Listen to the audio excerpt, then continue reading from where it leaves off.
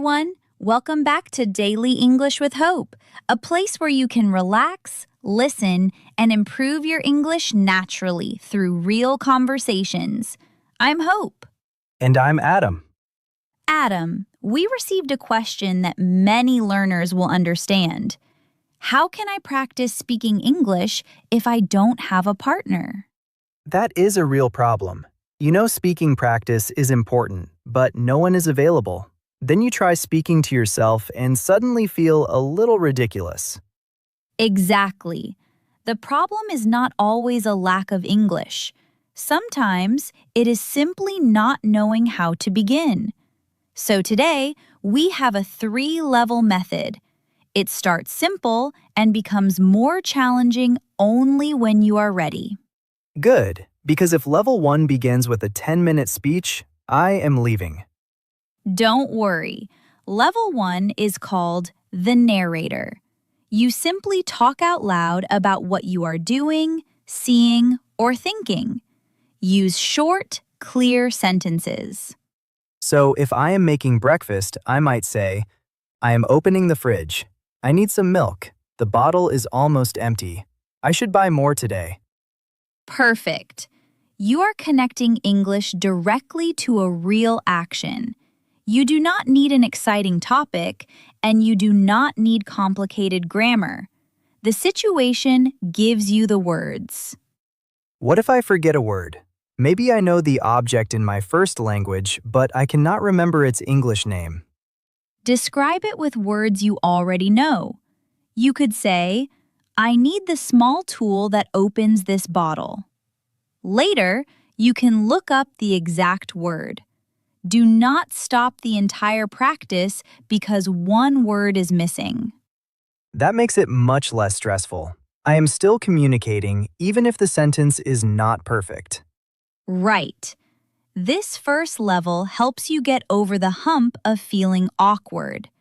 Try it for only 1 minute while you make tea, wash dishes, or prepare your bag. 1 minute sounds manageable. I would probably continue once I got started, but I would not feel pressured to do more. That is the idea. Now level 2 is called the questioner. Instead of only describing the moment, ask yourself simple questions and answer them naturally. Can you show us what that sounds like? Imagine you are getting dressed. Ask, what should I wear today? Is it cold outside? I think it is. Should I take my heavy coat? No, a sweater will probably be enough.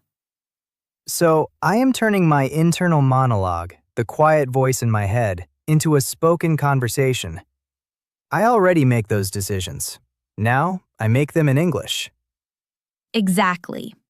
This level is especially useful because real conversations contain questions, choices, reasons, and reactions. You are practicing all of those without meeting another person. Let me try another situation. I'm on my way home. I could ask, what should I cook tonight? Do I have any vegetables? Maybe I can make pasta. How long will that take? That works well. And notice that your answers do not have to be long. A question and one natural sentence are enough. The purpose is to respond without translating every word first. Could learners record themselves at this stage, or would that create too much pressure? Recording can help, but do it gently. Speak for 30 seconds, listen once, and choose only one thing to improve. Maybe a sentence was unclear, or you paused too often. Fix that one thing and record again. I like the one thing rule. If I searched for every mistake, I would spend 10 minutes criticizing myself and forget that I was supposed to be practicing. Exactly. Your recording is feedback, not a test. Now we are ready for level 3, the storyteller. Here, you connect several sentences into a short story, explanation, or plan. So this is where I create a longer chain of thought. I could explain what happened yesterday, describe a problem at work, or tell someone about a film I watched. Yes. Begin with a simple structure. First, what happened, next, what changed, and finally, how you felt or what you decided. That structure keeps you moving when you are unsure what to say next. Let me try. Yesterday, I planned to walk in the park. At first, the weather was beautiful. 10 minutes later, it started raining, so I ran into a small cafe. I was annoyed at first, but the coffee was excellent. Great example. You used time expressions, different tenses, a result, and a feeling. It sounds like a real story, but it is still simple enough for everyday practice. And if nothing interesting happened that day, I could retell a scene from a show, explain a photo on my phone, or describe a problem I solved. Absolutely. You can also practice something you may need tomorrow.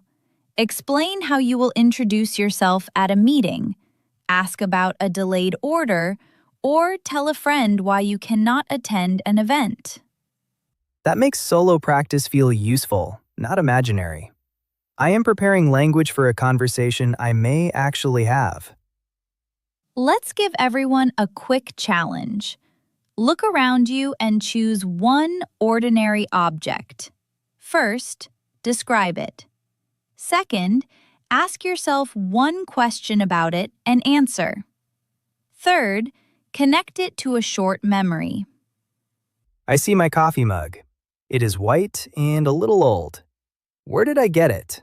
A friend gave it to me. I remember opening the gift and laughing because the message on it was perfect for me. There you go. 3 levels, 1 object, and nearly a minute of real English. Viewers, pause here and try it with something near you. Your keys, your phone, or even a chair will work. Let me recap. Begin by describing what is happening. Then ask and answer your own questions. When that feels comfortable, connect your ideas into a short story or explanation. And remember, you do not need to complete every level each day. Consistent practice for 2 or 3 minutes is more valuable than waiting for the perfect time, topic, or partner. This feels realistic.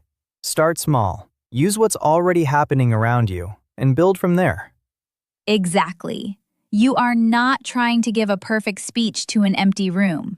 You are building the habit of forming ideas and expressing them in English. Start with 1 sentence today. And that feels like a good place to leave it for today. If this conversation helped you, feel free to share it with someone who's learning English too. Take care. Bye, everyone.